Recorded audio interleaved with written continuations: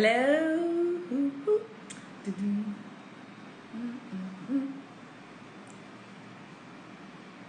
Hi everyone. Hello Afyong Enobong. Hello Fosho. How are you? Hi Sarah. Good evening everyone. Thank you for joining me today. My apologies, had some technical issues with connecting, but we're all set now and there will be no more technical issues in Jesus' name. So we are ready to get started. Today is Sunday, October 11th. Yeah. How's everyone doing? Hi Della, welcome back. Thank you. Hey Uncle K. Hi. Good evening. Good evening, Gaffy Man Badmus. How are you? Hi, Babe. Thanks to everyone for joining. Started a little bit late today, but we are good to go. I see my guest is in the house already. So we'll be starting. I'll be adding her shortly. But before I do that, I always like to just kind of say hello, find out how everyone's doing. How was your week? Hey, Auntie Nike! Wow, hi! You joined my show today. Thank you. Hi, Auntie Nike. Hi, welcome to Crystal's Conversations. Hi, Tony. Welcome to Crystal's Conversations. So for those who are joining us for the very first time, my name is Kemi Ogunleye, and I am the creator and the host of Crystal's Conversations. Crystal's is a platform. It's more than just this show. It is a platform. It's a community of women, and like I always like to say, a few good men as well, who are on a journey to becoming our best selves. I really do believe that the more we share our stories, the more we speak our truths, the more we're able to encourage each other, help each other, support each other, and you never know, just liberate somebody. I always say that a lot of people are literally dying in silence.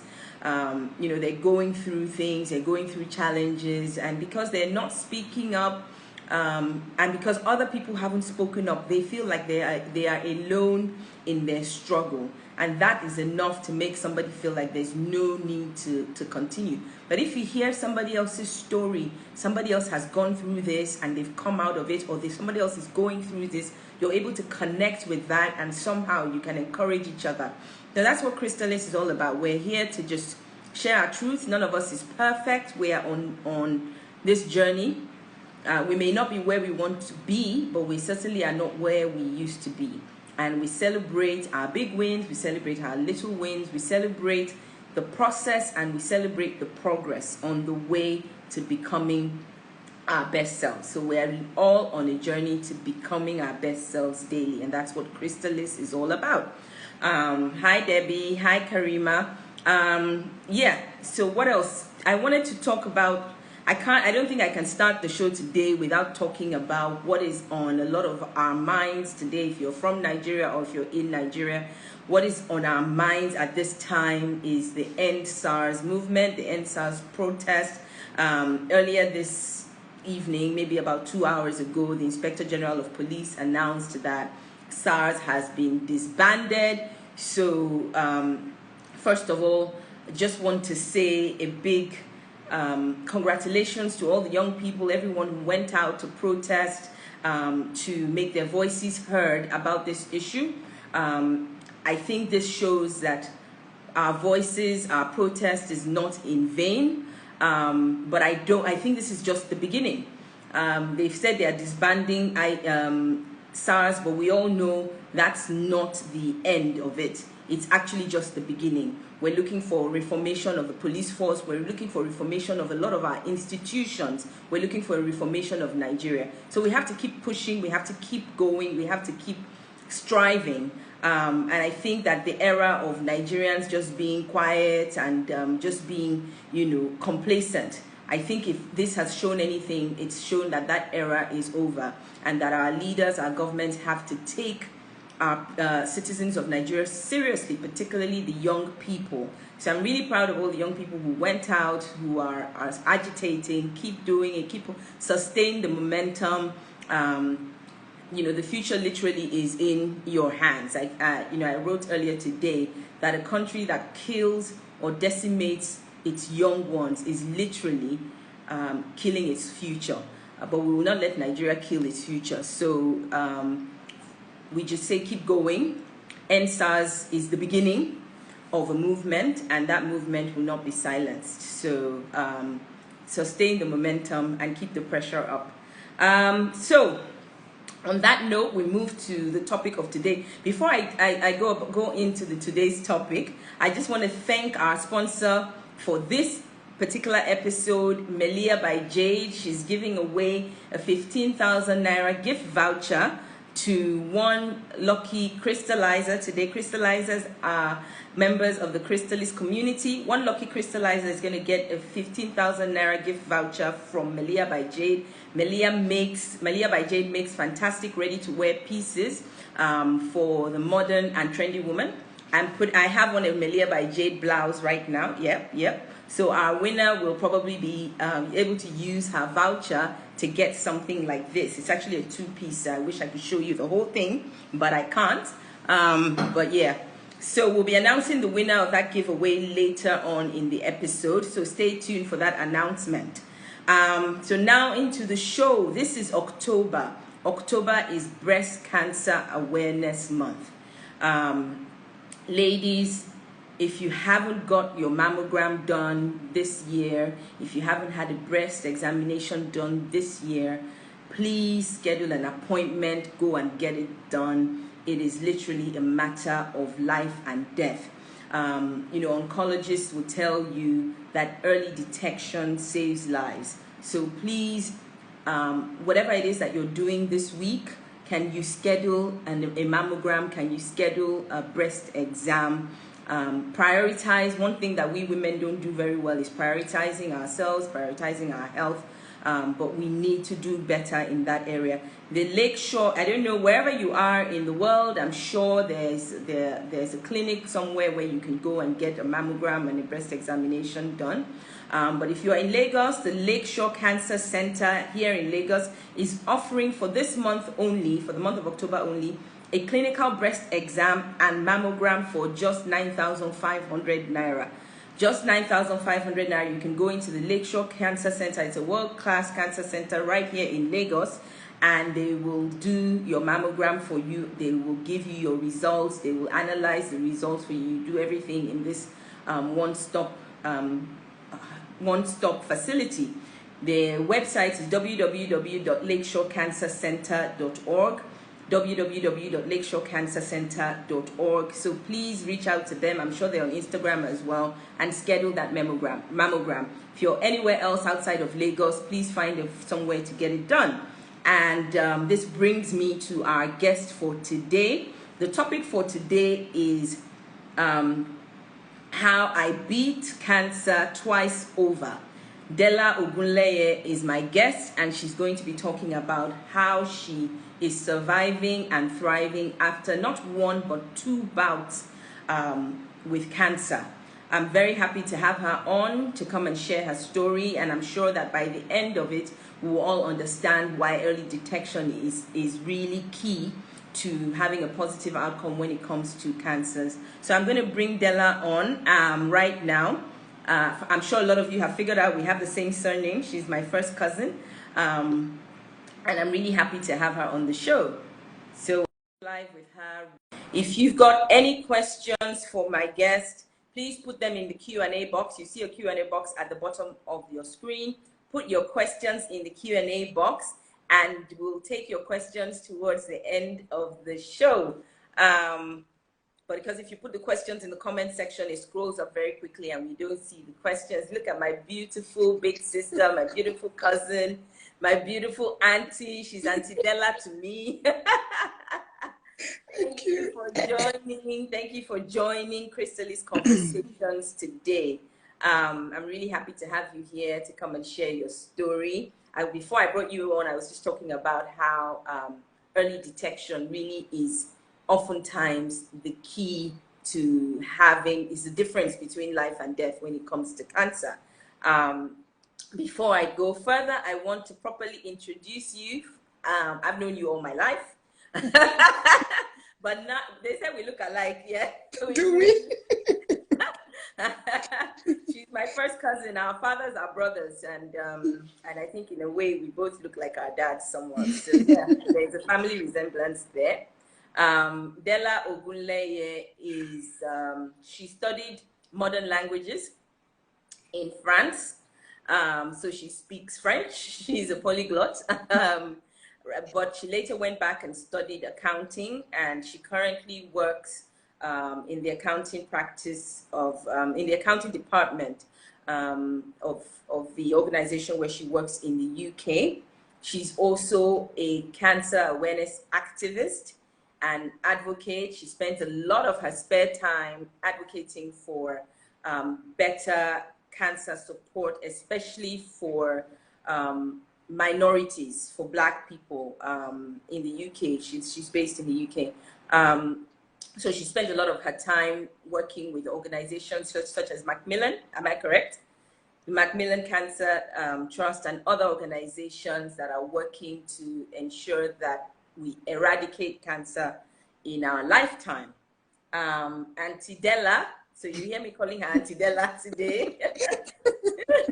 Auntie Della, welcome to the show. I've introduced you a little bit. She has two lovely daughters who are also here, Sarah and Debbie, my nieces, young women in their 20s. And I know what I know about Auntie Della. She loves to keep fit. And she likes good food. But tell us a little bit about yourself, just a little bit about yourself. Okay, I think you've said it all. One other thing is I love traveling, and I'm so sometimes curious. I just go where nobody wants to go. I'm that person who's like, oh, do you know anybody there? I don't have to know anybody there. I go. I'm that one person that I don't care. So you've said it all. You've said it all. Okay, so you grew up, Auntie Della, you grew up in Lagos. I grew up in Lagos. I know you were born in the UK, but you grew up in Lagos. What were your growing up years like? Just very briefly. Actually, my growing up years, I think that's what shaped everything. I was one of like 5 boys. I used to be with my cousins a lot in Surulere. We lived at Apapa, and sometimes we find Apapa so boring, and used to go to Surulere where all the boys are. And I have 2 boys, my 2 brothers and 5 cousins, so there's 7. So I was like the one girl among the 7 guys doing boy things and, you know, climbing. And my granny used to say, "Oh, Shokuri, what's, you know?" So I'm more like a boy person than girly. And I remember when I had 2 daughters, the first thing my mom said, she was Mura found one more, because I'm always, you know, I don't know what to wear, you know, just wear trousers and I'm going. That's me, really. Yeah, and so that also probably shaped the fighter. The fight, yeah. When I look back, I think that helped me a lot. Yeah, that fighting spirit. And you fought cancer 2 times, and you're still here to tell the story. So when was the first time you were diagnosed with cancer, and what sort of cancer was it?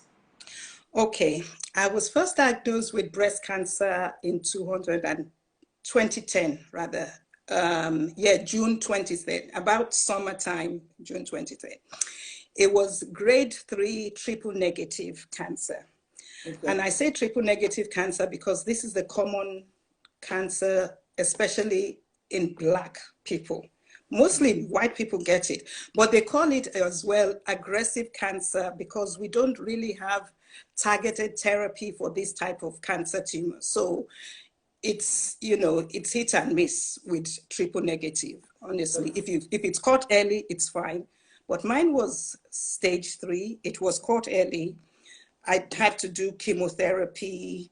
I didn't do radiotherapy because apparently triple negative means I'm not something receptor, the negative receptor. There's things I can, the only thing way out for me was a mastectomy and chemotherapy. So I went for that. And During the course, because actually when in the UK, I need to talk about the cancer pathway in UK. When you go, actually, let's start from the beginning. I was complaining to a friend of mine that, oh, my breast is aching. And, you know, because I don't really know anything about cancer. At the time, you didn't know anything about cancer. I didn't know anything about cancer. Sorry, Della, just to interrupt you really briefly. If I know I have some doctors in the house, so anything that Auntie Della is saying, this triple negative, if you can just put in the comments, give us a little bit more information from the medical side as to what she's saying, that would be very helpful. I know that I have some doctors in the house, so please help us out as we go along. Please do, please do. So Auntie Della, yes. You said you were complaining, you had some pain in your breast. You know, I normally feel a lump. But, you know, growing up, I think because I don't have any boobs, not much boobs anyway, I was thinking I'm still developing boobs. I wasn't relating it to cancer or anything. You know, that sort of, oh, my breast is still developing. So anyway, sometimes when it's painful, I self-medicate. All along, maybe in my teens, in my 20s, I self-medicate. Honestly, I've been having this painful breast since you were a teenager. Yes. Wow. And, you know, and it's one of these, you don't talk, you know, you don't, because I didn't know what to talk about. I was just thinking, I kept it to myself. Like you initially said, we always keep these things to ourselves. So one day I was just standing, talking to them. The pain was really, this was 2010. The pain was becoming too much for me. I couldn't bear it. Sometimes I sleep with a pillow. This was how painful it was. So I was just talking to a friend. I said, you know, she said, anyway, go and see your GP. But now, because she's a medical doctor as well, she now said she knew in her head it could be breast cancer, but she didn't tell me. Right. But because I didn't know anything, naively, I went to my GP, you know, that's what it's all about. And the GP now referred me to a specialist where they do all the mammogram, the biopsy and things. And then I think that's when the penny started dropping that, hey, it could be what I don't think it would be. And so I used to be in a support, like a Bible group with all white women. And sometimes when they're going on about cancer, I just switch up. So I told a lady in church that, oh, I need to go and do this. And she said, oh, she'll come with me. I'm like, what's the force? Why do you want to? I wasn't thinking, honestly. Anyway, we got there. I did my test. Actually, she came with me for the result. So they said they'll call me. I went back about 2 weeks' time and she came with me.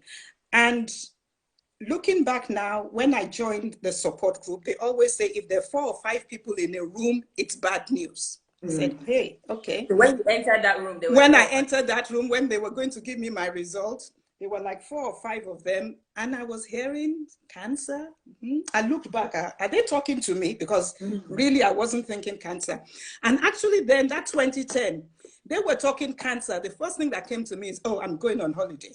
I'm going to Nigeria. All this cancer you're talking is none of my business. You know, let's do what we need. I was more concerned about my holiday that I booked a holiday. Sorry, Auntie Della, do you think you were in denial? Maybe I wasn't in denial because I didn't know the gravity of cancer. Right, honestly, I wasn't in denial. I didn't, you know, it's not the word itself. It's maybe the treatment. If I knew what the treatment was about, because they've explained to me, we're going to actually, when they said mastectomy, I've had hysterectomy before. And things start coming like, gosh, why me? You know, this is when oh, why me? Another tummy. I didn't understand. I didn't. And because I had a bad experience with hysterectomy, I just wanted a quick fix. Hysterectomy is to do with fibroids. Yeah. And fibroids, you're shrinking, they're not shrinking. That really, I was in and out of hospital. So that memory was coming back. I wanted a quick fix. Let's do it. Let's just do it. And I knew mastectomy would mean the need to cut off my breast. And I'm like, okay, let's do it. And while we were sitting there, there will be a cancer nurse telling me, talking me through the pathway of what's going to happen. You could do a reconstruction. You could leave it flat if you want to. And I just opted to, like I said, I wanted to go on holiday. I was more interested my focus was my holiday. I was going for a wedding. You know what we are like, my wedding, I need to be there. So I think I had the operation June, July, towards end of July, August. And actually, I had a surgery and they put an implant just to let me go on holiday. So actually, they did like an artificial implant, but wasn't going to stay there. I had the choice to take it out.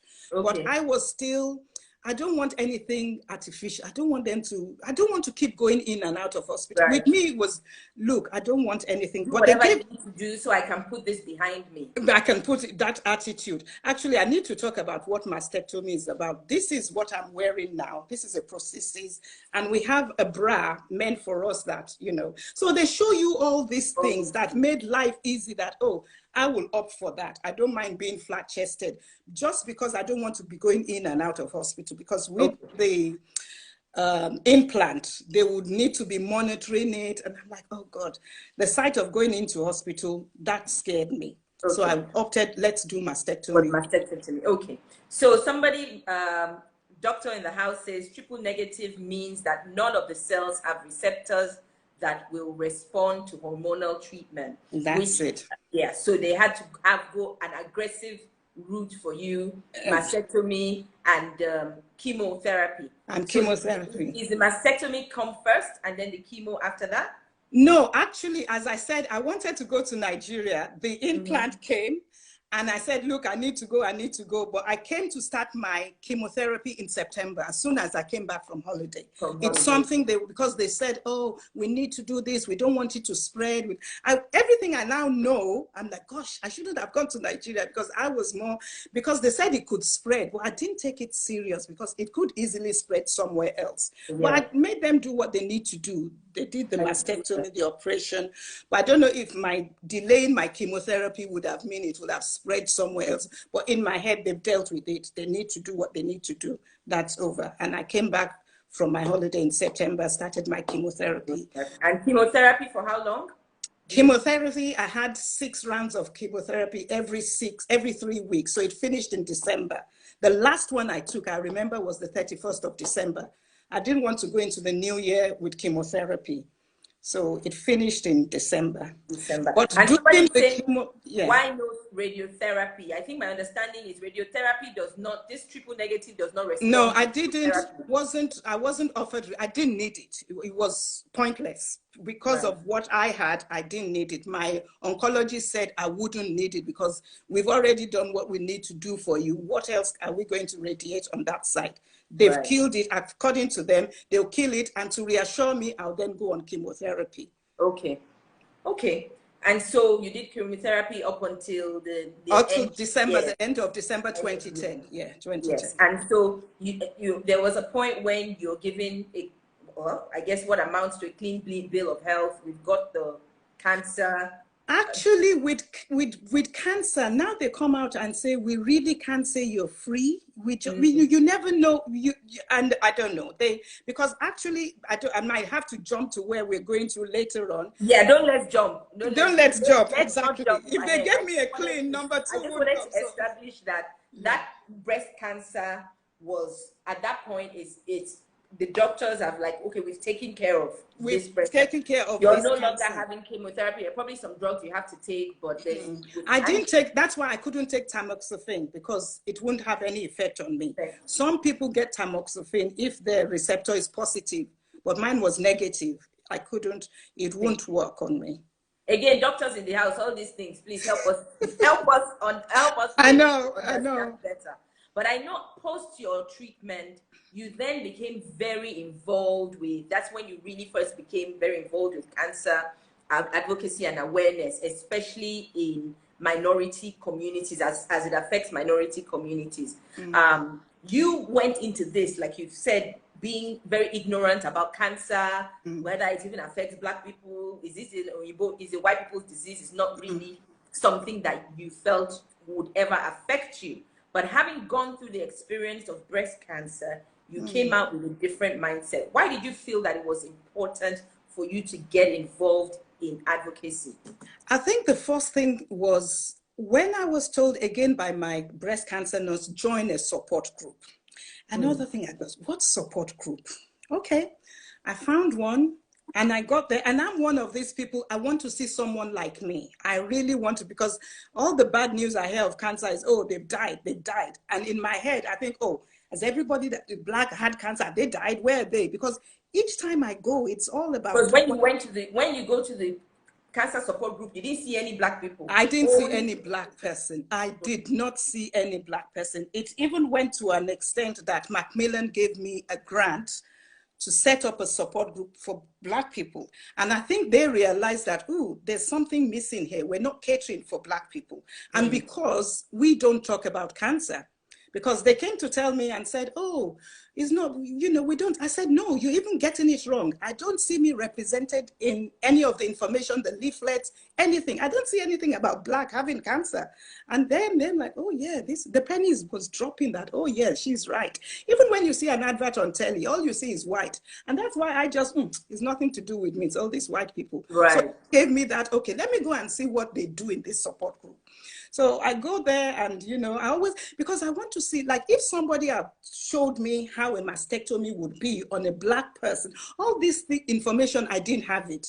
So I have to, everything you so, and Della, sorry again, you just showed us a prosthetic breast. Yeah. When you were first given a prosthetic breast, was it your skin tone? It wasn't. It wasn't. That is another story. I came to Nigeria to discover there are for black people, because when I started doing this cancer advocacy, I met a lady that works in cancer awareness with COPE.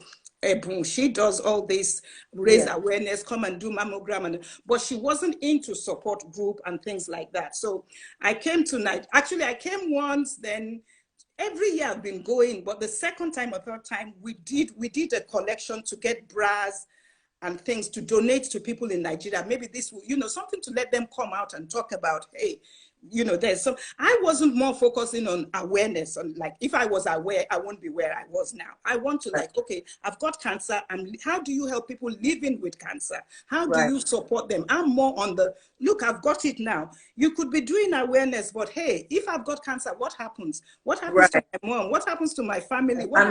How do I empower people to say, hey, look, I can live with it. There's a different thing, you having cancer and people around you, because they have this perception of, oh, cancer, CD, death, you die, that's it. But I was like, oh, we can live with cancer if you get X, Y, Z support. So I was more on raising awareness for support group, join a support group. To me, a support group is where I go and refill. It's like, hey, other people are there. If you don't die, or if you didn't die, I won't die. I have this mindset of, hey, you survive, I will survive. But that's what I wanted to see, more black people, which I wasn't seeing. But that was 10 years ago. Things are getting better. We have support group. There's a lady doing Black Women Rising and things. So it's getting better. But 10 years ago, it wasn't there. And it's really because, again, to emphasize the need to have more people speaking up, the support groups like you're talking about, more people advocating, is why in the last 10 years it's gotten better, and why we need to continue to push for black people to speak up for us as a community. You know, in Nigeria, if we don't even speak up, the NHS, like, sorry to say NHS, or the medical people won't even cater for us, because we're not, if there's no, how would they know there's a problem if you don't come out and say, hey, I'm black, I've got cancer too, cater for me. So that was that attitude of, I've got cancer too, you know, because in some of the, what do you call it? Not an agency, it's called Look Good, Feel Better. Most of the makeup, it's for makeup for black people, for everyone that's got cancer. And you go in sometimes, most of the product are dominant white people, because we don't come out, we don't come and say, like, you know what our culture is, don't tell anybody. Yeah, exactly. You know the impact of that, don't tell anybody, you're not helping anybody, because the medical people won't support you because they don't know your pain.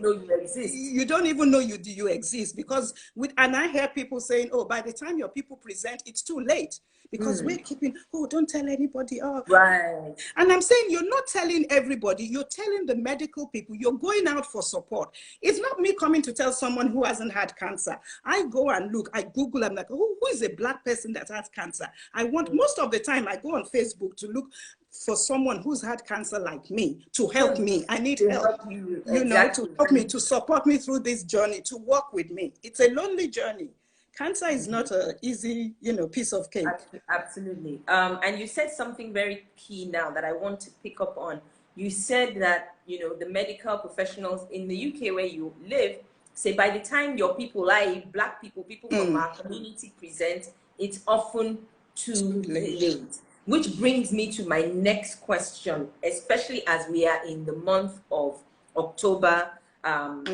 What are some of the things, symptoms that we as women need to look out for, that if you see this symptom, run to you, apart from the just going to get your mammograms regularly and all of that? What are the symptoms that that if you see them, you should run straight to your doctor? What are some symptoms? I think there is a lot. Mine started with a lump. It was painful. And actually, it's a good thing you asked that question, because when I went to my GP, she said, oh, cancer is, it's not painful. But those were my symptoms. So symptoms are different. I can't say my symptoms was this, it was painful, it was achy. I know the other one is fine, completely fine, because recently I had a mammogram. But this one was seriously painful. Even when I was breastfeeding, I could tell, like, hey, I was even joking to my daughter today. She said, why do you call me Bukola? I said, oh, you know, God added to my wealth. She said, oh, that's why I like money, something. So we were, I said, but you eat a lot, so I need money to feed you. But she was the one that really, so, you know, those are the symptoms. But I wasn't, it was just, I was thinking I'm breastfeeding, it's painful, all these things. And sometimes people get, I don't know, milk from the breast. There's all sorts, but this is the only one. Exactly. Mine was painful. And like I said, I just self-medicate, and I wasn't thinking it was cancer. But anything that's abnormal, go check it up. Anything. If you wake up today and you're like, oh, I didn't sleep like this in the past 2 weeks or 3 weeks, go and check it up. Anything. They even say, because even sometimes they don't know all the symptoms. That will bring us again to another. They don't know all the symptoms. And by the time we share all our stories, different symptoms will come out. Oh, and I've sat with some professionals that say, oh, I learn more from my patient than reading from the book. Because, you know, all these books were written in those days, but as well, some people said, oh, cancer only affects older people. But now we see younger people. A lady doing Black Women Rising started because she was young when she had cancer. She was in her 30s. And you'll expect people to have cancer in their 50s, in their 60s. So things are changing. And what I had 10 years ago, I don't know what's going on currently. Okay, that's a good point. Another good point you raised is that it's not a one size fits all, but anything that for you is abnormal should trigger a visit to your doctor. Definitely. Pain in the breast, you're not meant to be feeling pain in your breast. So if you're feeling pain in your breast, go see your doctor. If you feel a lump, go see your doctor. If there's any discharge, go see your doctor.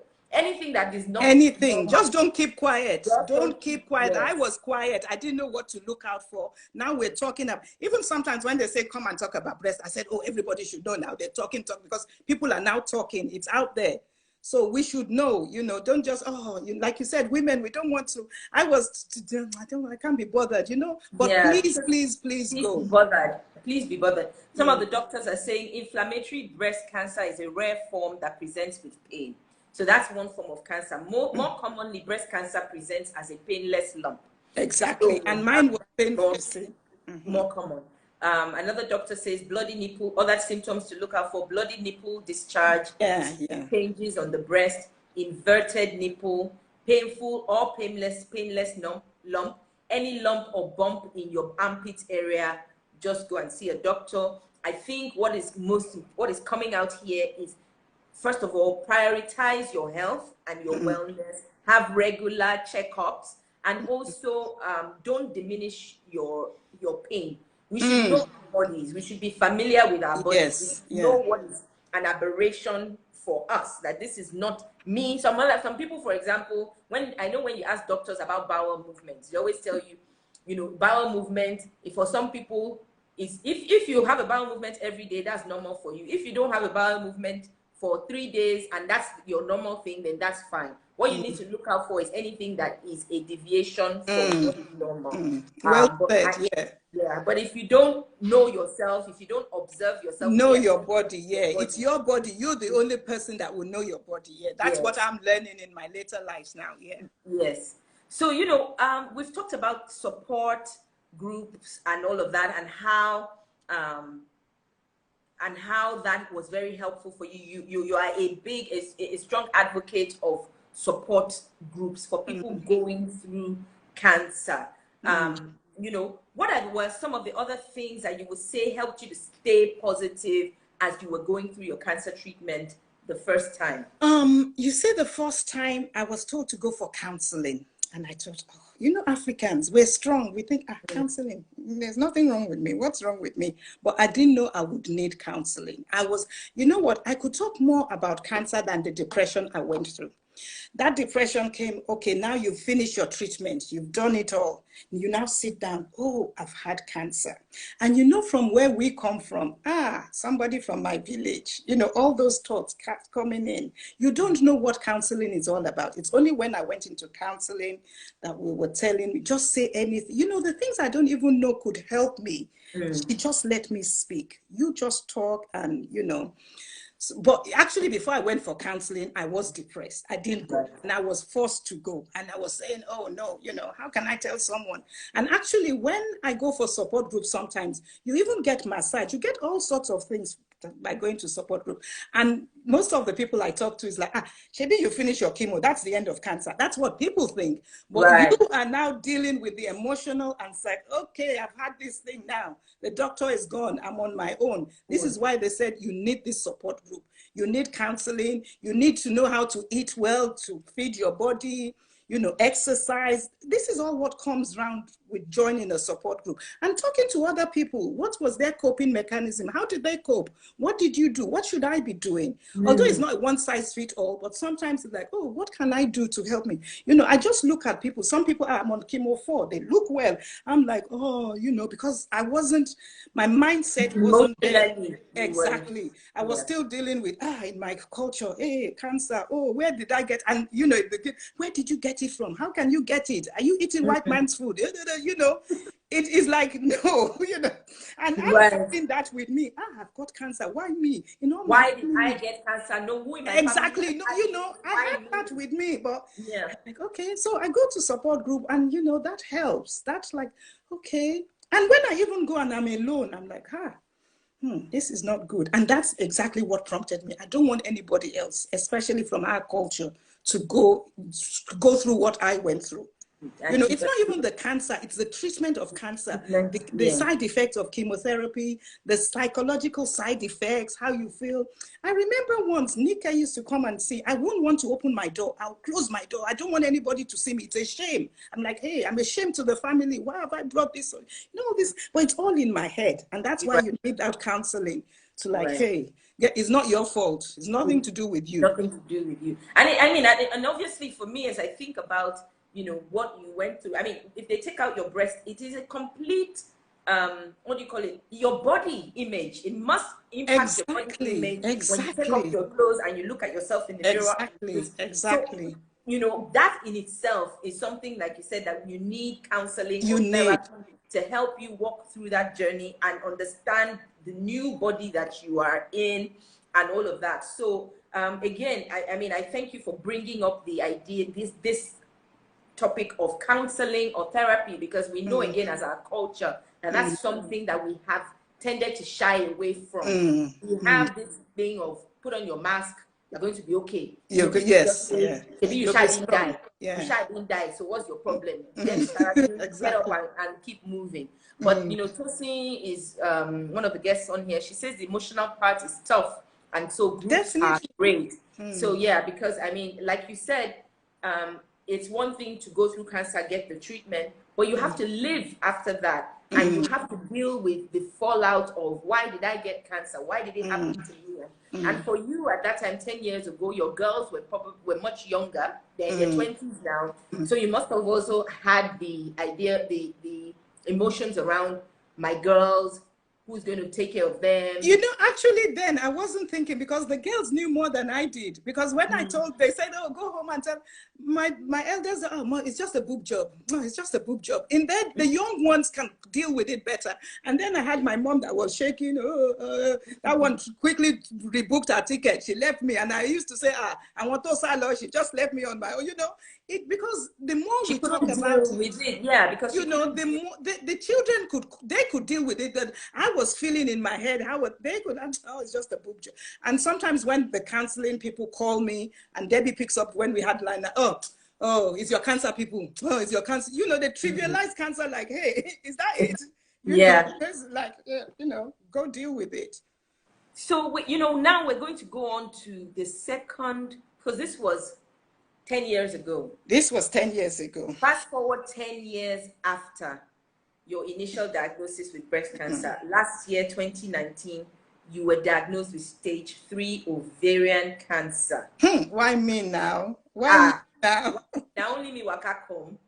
And, you know, this ovarian cancer, is it connected to the breast cancer that you had? Thank you for asking that question. Okay, 10 years ago, if I'd had a test called, or something, a gene mutation to find out if I was carrying any gene or something, I could only relate to, everybody knows Angela Jolie's situation that, oh, a sister and mom had cancer and she wanted to avoid that. She had a preventative surgery to take, was it her breast or something? Those are the things I don't read about until I had breast cancer. To now be told that, okay, I had breast cancer, ovarian cancer now turned up. Before, you know, the symptoms, we need to talk about the symptoms. I did this time last year in October, I went to Nigeria actually doing breast cancer awareness, but all along the summer months, I had all this not feeling well, bloated, and trust my big girl upstairs because she said, mommy, you eat too much, look at your stomach. And I think again, oh, maybe I was eating the wrong food. I'm not. Honestly, I was completely I was like, I was pregnant. I looked so pregnant. But again, I wasn't thinking cancer because I'm done with cancer. That's it. And if at all cancer was going to metastasize, it might be the other breast. The other breast. But honestly, I was, and then, okay, I went, even while I was unwell, I went to Nigeria. This Nigeria self, me, I always come in there. Okay, I sat in the plane. I couldn't even eat. I love eating. I couldn't eat.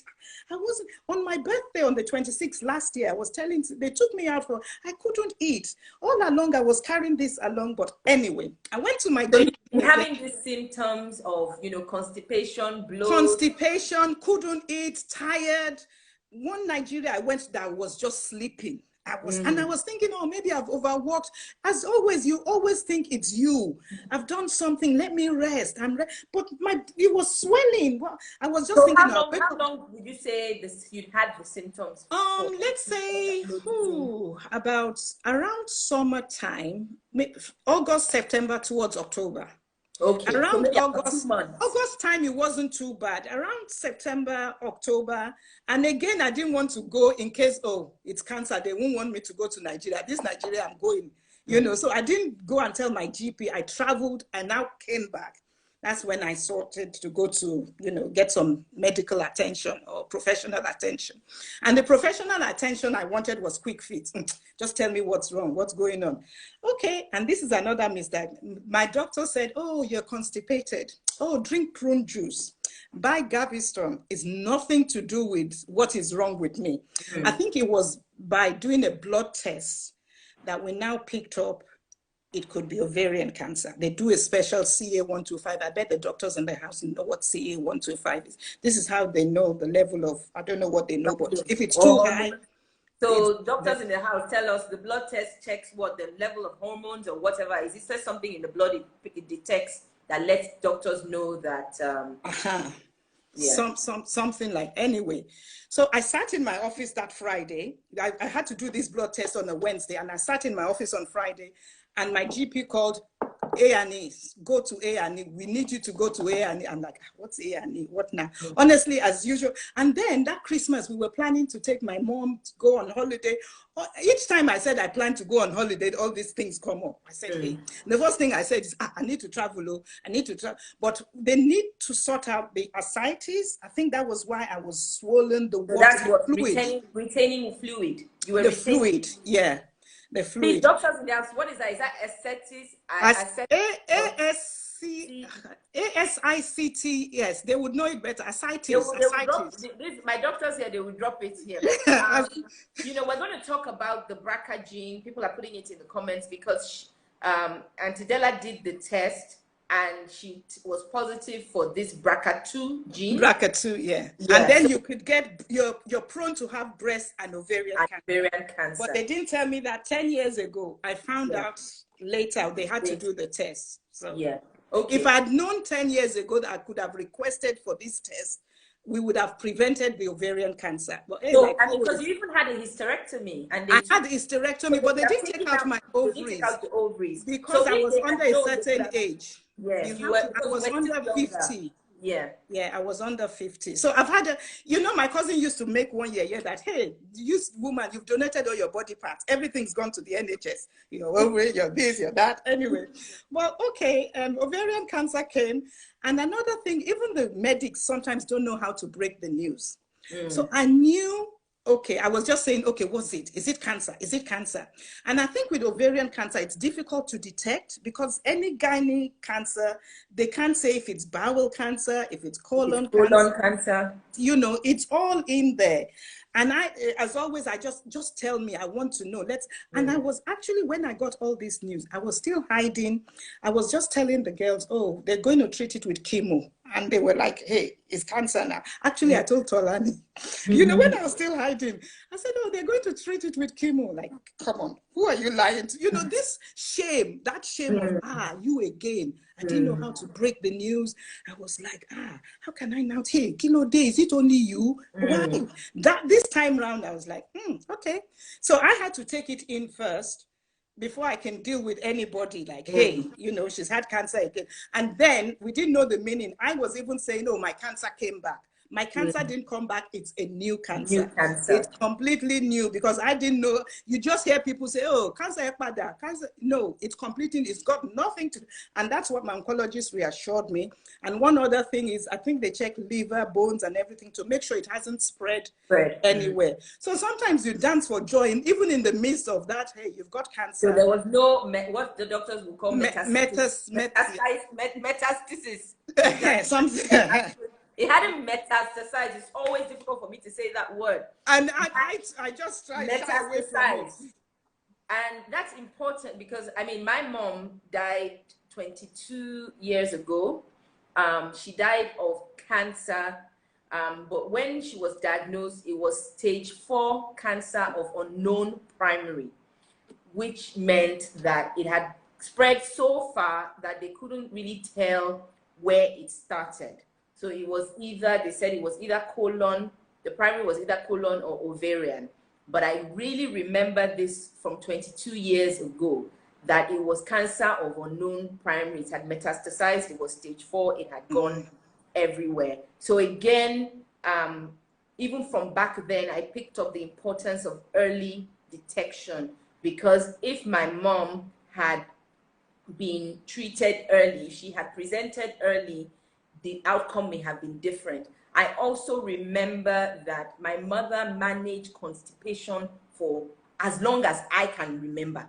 She was always, this prune juice that you are talking about, this, you know, she was always taking something. That was the first time I had prune juice. I don't even know. She was always taking something for, she was always constipated. She had difficulty, you know, she was always, her tummy was distended. And this must have been going on for years. So by the time she finally went to the doctor, it was too late. So, you know, we can't emphasize it enough. Going early, yeah. Like me saying, I don't know what it is. If I delayed it, I don't think I'll be here to be talking. Because I was thinking, I'm going to Nigeria. And meanwhile, it was ovarian cancer. I was still walking around, and because people don't come out. If people have come out, shared stories, and I would reflect, maybe it's ovarian cancer. I can even ask my doctor then to, maybe, are you sure it's not ovarian cancer? I've had breast cancer. Does it have anything? I would have been empowered to ask those questions. This is why, you know, I always like, let's share this story. You don't know who you're helping. Yeah, absolutely. And yes, Sarah, shout out to the doctors in the house. They're giving us so much information that, you know, to sort of buttress the things that you are saying. Ascites, which is, I think, when the body is retaining fluid. Yeah. You know, we've just talked about the fact that yes, Tosi, I know that metastasis means the cancer has spread to parts outside the original location. Yes, I know that. That's what I was saying, that with my mom, by the time she was diagnosed, the cancer had metastasized and it had spread, which is, it had metastasized so far and so much that they couldn't even tell what the primary was, where it started from. And I've heard that a lot from medicals, as by the time your people, I always think, and that's the more I really want to come out and talk, because there's a problem. I want to find the solution. Let me be part of this solution, because they just say, how many times I, oh, your people. I said, but my people, please, you know, we don't want to be and I said, you don't wake up one day and die tomorrow. There must be some underlying condition. So you need to speak out. Honestly, you need to speak out. And this goes back to this, you know, the form of thinking that we have about that stigmatizes cancer in our society, where you know, cancer is seen as something that you must not speak about, you must not, you know, you must not.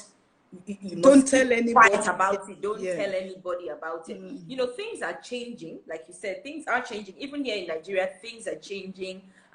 It's not as bad as it was 10 years ago, and even 20 years ago, when my mom died of it. At the time, there was no such word as cancer. My mom, though, was someone who, once she got the diagnosis, she was open about telling people her story. I think she was just in a place where she just felt, what I'm going through, let nobody else. Let nobody, anybody with a cancer diagnosis just has that. I don't want, even my enemy, I don't want them to go. It's not that you're just coming out to blah, blah. The pain, they're not knowing what to do. If somebody had gone before me, you know, they'll pick this up, you know. We can't be making the same mistake. Oh, with us, they never know what's wrong with us. They never know. Hey, come on. Because we don't talk.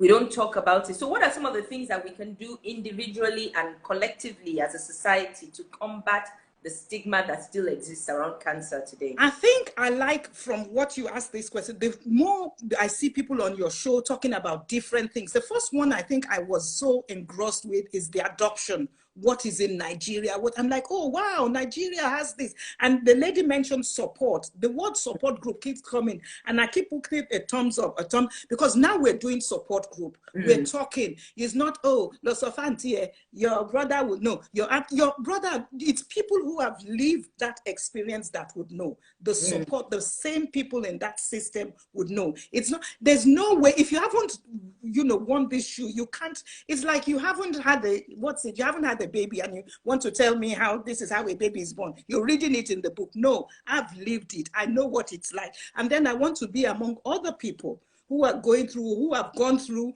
and like, gosh, if you like I said, the mindset of, if you can survive, I will survive. Survive too. So it's like, share your story, you know, join a group, even form the group, start the group, do it, you know, and you'll be surprised people that are coming out. Do it.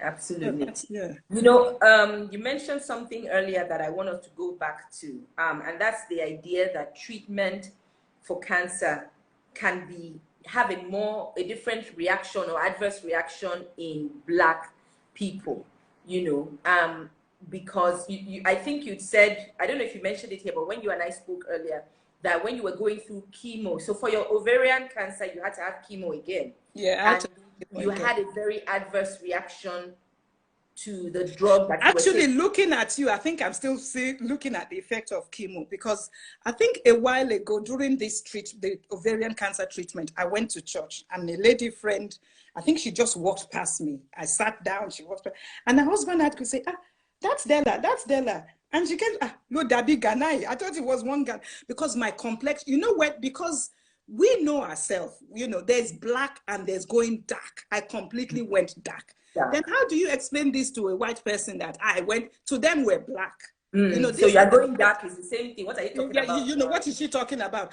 For someone not to recognize me, that's how dark I've gone. Like, what, you know, why using? So these are the side effects. Like, if we don't talk about it, how would they pick this up?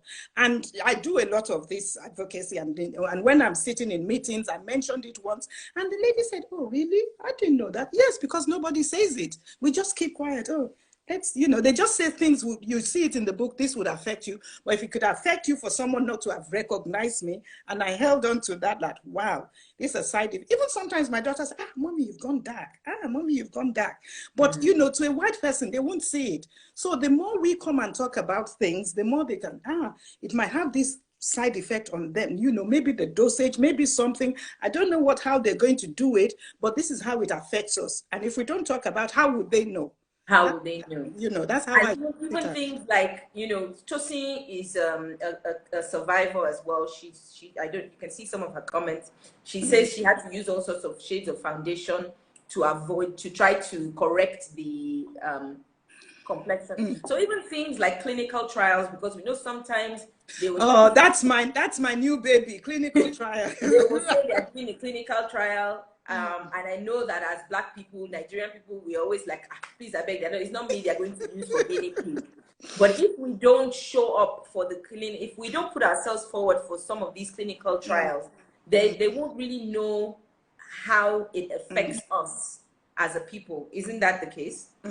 I think what happens is, you know, when you don't know, when you're ignorant, people do clinical trial, but I never had someone sit me down like, hey, this is what clinical trial is all about, until I started going to meetings and hearing people talk about phase 1, phase 2, and all I say, phase 2, lucky phase 1, you know, I'm just like, hey, this is what I know. So clinical trial, or to the phase 1, or to the phase 2, or to the, you know. So I was curious. I said, me too, I want to do this thing. Even if they're going to, then my cousin again said, Auntie Dolapo, they're going to kill you. You're going to, because this is the perception like, hey, they're using us as guinea pig. They're using us as, but clinical trial is for better outcomes, better treatment. Because if they didn't have a clinical trial on the treatment I'm having, somebody stood there in line for me to let's test this out, because before they start anything in this world, they do research.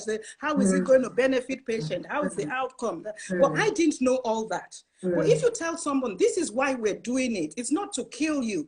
I volunteered for one. And the lady said, oh, I'm going to give you a platform. I said, now I know why people don't do it. Your question is too much, Daddy. I had to, what was I weighing 20 years ago when I was 18? When was my first period? I don't remember. I said, this is off-putting. I went back to tell them. She said, don't worry, I'll give you a platform. You come and talk about it. I said, this is why my people don't engage in this. I saw a letter. They said, do you want to be? I said, yes, I want to. You know, I just was curious to say, what is all this about?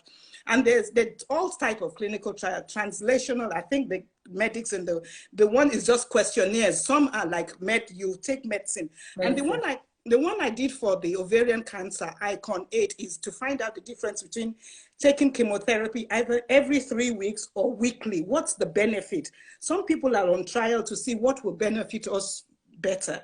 You know, so they do all sorts of these things, and that's why I advocate for. They're not using you as guinea pig. They're trying to find out, you know, what other things can we use. Like they do clinic for COVID-19. There are all sorts of things going on to, you know, look for a solution, look for a vaccine. There are people they're testing to, you know, they're not going to kill them. They will warn you if you want to pull out. If it's getting too well, you can pull out. You can pull out at any time.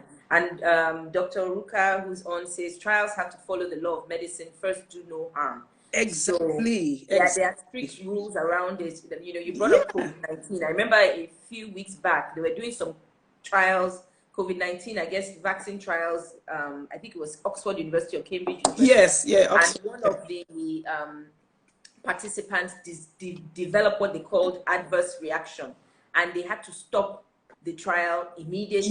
Yeah. Go around to what it was. Oh my goodness, time is gone. I have 2 minutes to go. I can't believe it. And I thought, I was looking at the time. What is this? How can it be one? Okay, so Auntie Della, thank you very much for sharing your story. You're welcome. You know, if you have any questions, wherever you are, please find a support group or find out more information.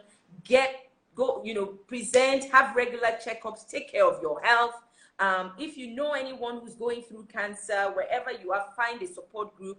Tosi is here in Lagos. She says we have a support group called Return to Eden for people that have that are going through cancer. So find a support group, find someone to talk to. You can reach out to Della. She's at Della Ogunleye on Instagram, and she'll be happy to talk to you as well. We're going to have to end the show now. I think the key takeout for all of us is take care of yourself, take care of your health, know your body, exercise yourself, yes, and know your exercise, body. Eat well, keep fit.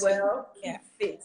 I want to thank my guest today for coming to share her story. We're so glad that you survived, and we know that Thank you. You know that there'll be so many more years for you to Thank be you. here Thank to you. continue Thank to you. share your story and to continue to be a mother to your children. Our winner for the giveaway this week is Adbuzi Sule. She's the winner for the Friday freebie. So contact us. Thank you to our sponsor, Melia by Jade. For everyone who's not following me, go ahead and follow me at Kemi Ogunleye. Please hit the follow button. I'm sorry I didn't have time to take questions today. The time ran away from me. I'm so sorry. Sorry, I'm not to talk too much. That's me. I'm so sorry. All, so thank you very much. We'll be back next Sunday for another edition of Crystalist Conversations. See you guys next Sunday. Have a fantastic week. God bless you all. Bye.